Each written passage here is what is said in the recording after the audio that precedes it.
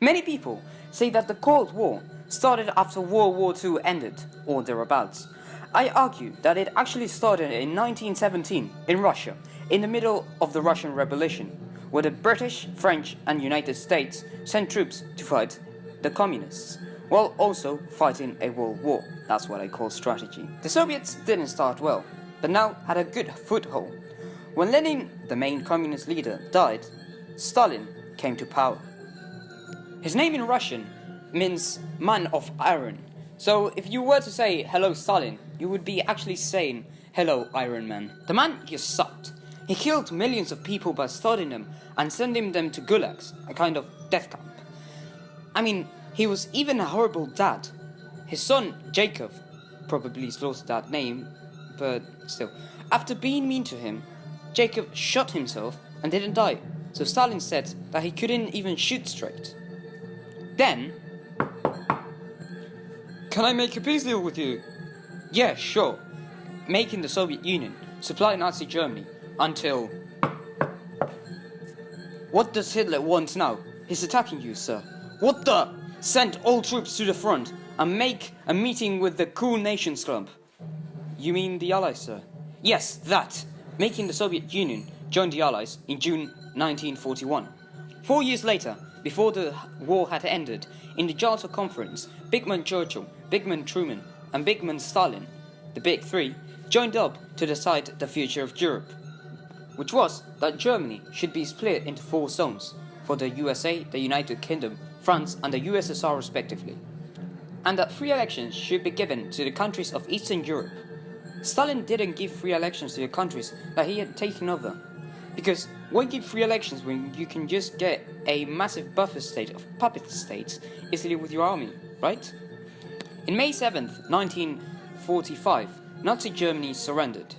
Then, in July, the Big Three joined up together, but this time they weren't the Big Three, because Churchill had lost the elections to Clement Attlee, a noob in foreign affairs. Roosevelt had died, replaced by Harry S. Truman. The only one that stayed the same was Big Man Stalin. In the conference, Truman and Attlee didn't do anything from stopping Russia from getting all those Eastern Bloc countries. Later that year, in August 6, 1945, the US would drop the first atomic bomb. Stalin was furious at this because Truman hadn't told him that they had the bomb. Some historians debate if the dropping of the bomb was actually dropped in part to scare the USSR. That sort of worked, but only as far as it motivated the USSR to develop their own atomic bombs. But let's go back to Europe. After the war had finished, Europe was in shutters. Truman, fearing a communist takeover of the whole of Europe, set up the Truman Doctrine in order to stop the spread of communism. This was done by the Marshall Plan, where the Americans gave millions to West Europe in order to keep it afloat and make its markets bigger in order to sell hamburgers and Coke, because that was what the US ran on basically, trade. In Berlin, things were getting intense. The Soviets cut off all the roads to the capital, starting what would be known as the Berlin Blockade, and later the Berlin Airlift, where the Allies supplied Berlin with food during 15 months. 1 month before it finished, the North Atlantic Treaty Organization, or NATO for short, was formally signed into being. Now, let's talk about the ideologies that started this whole thing. The communists thought on socialism, where the state owns everything. There are no elections and everyone works for the state. Also, there's no freedom of speech. The USA and NATO have capitalism, where you can have elections, you can own your own stuff, and there's freedom of speech. Now let's continue with our Cold War. This time, Korea is creating trouble. When the communist North invaded the capitalist South Korea, supported by the United States, who went to the United Nations and created a UN army to fight in Korea, who pushed back the North up to the border with communist China, who retaliated by sending 220,000 troops. Then the UN were forced out of North Korea. During this time, in March 5th, 1953, Stalin died. leaving Nikita Khrushchev in power for the USSR. While in the US, President Eisenhower came up as president in early 1953 and sought an immediate end to the war. The peace was signed in July 27, 1953. In May 14, 1955, the Warsaw Pact was signed in response of the creation of NATO, in order to protect communist countries. In October 23, 1956, Hungary rebelled against communism, but came back after the Soviet Union took it over. In November 1, 1957, Sputnik 2 was launched into space, carrying the first living creature into space, a dog. This was the start of the space race. It continued with Yuri Gagarin being the first human being in space. So, 2 wins for the Russians. On August 23, 1961, the Berlin Wall was built to stop people leaving East Germany because, life wasn't great under communism. Secret police, massive queues to get food, and no religion made it all the worse. People still left East Berlin by swimming, hot air balloons, zipline, tightrope, on a car without a windshield, and through a tunnel.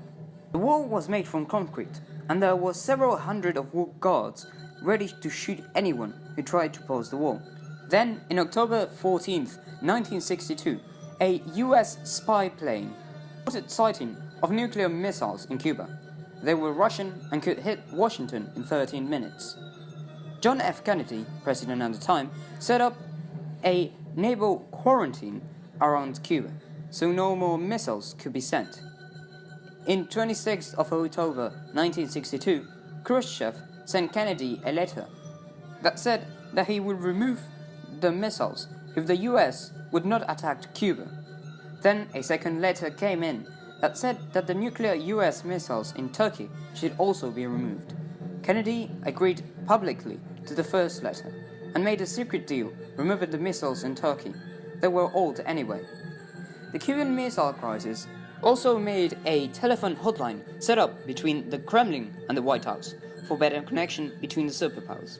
In November 22, 1963, John F. Kennedy was assassinated in Dallas in a presidential tour. And the next year, in October 15th, Khrushchev was removed from office and was replaced by Leonid Brezhnev.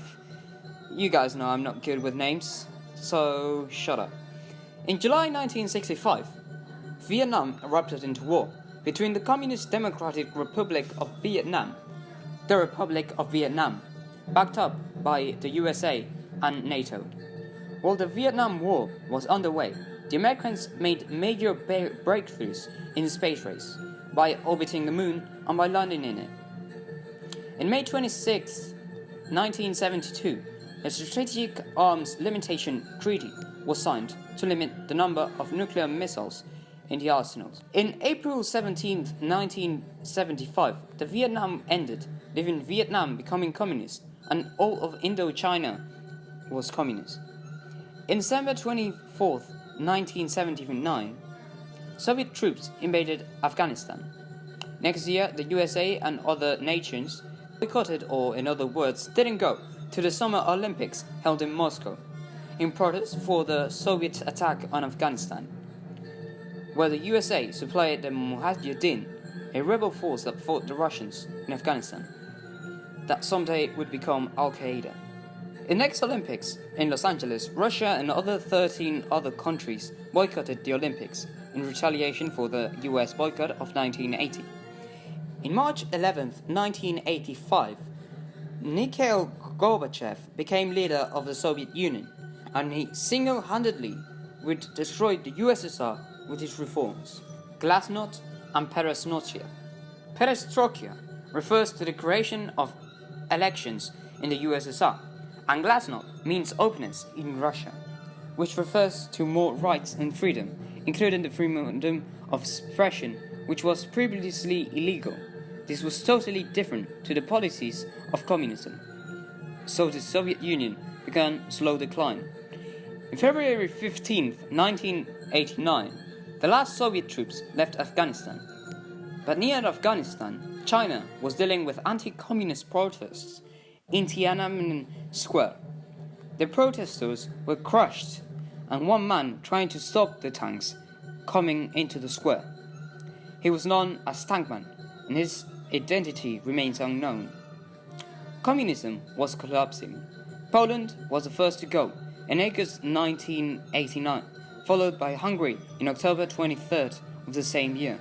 Then, in the 9th of November 1989, the Berlin Wall was torn down. My uncle actually has a piece of the Berlin Wall. But following on, in November 17th, Czechoslovakia left communism, followed by Romania in the 25th. And lastly, Germany reunified, leaving no one in the Warsaw Pact. In the 25th of December 1991, Gorbachev resigned, and the next day, in the 26th of December 1991, the Soviet Union ended. 13 years later, we would be born. During the Cold War, world superpowers stockpiled a massive amounts of nuclear weapons, but feared using them because of MAD, mutually assured destruction. Also, billions have gone into propaganda to show that the communists were bad, or to show that the capitalists were bad. Many movies were created as propaganda. One of the most known is James Bond, a spy, because the amount of espionage in the Cold War was massive. I hope you learned something new, and as always, have a great day.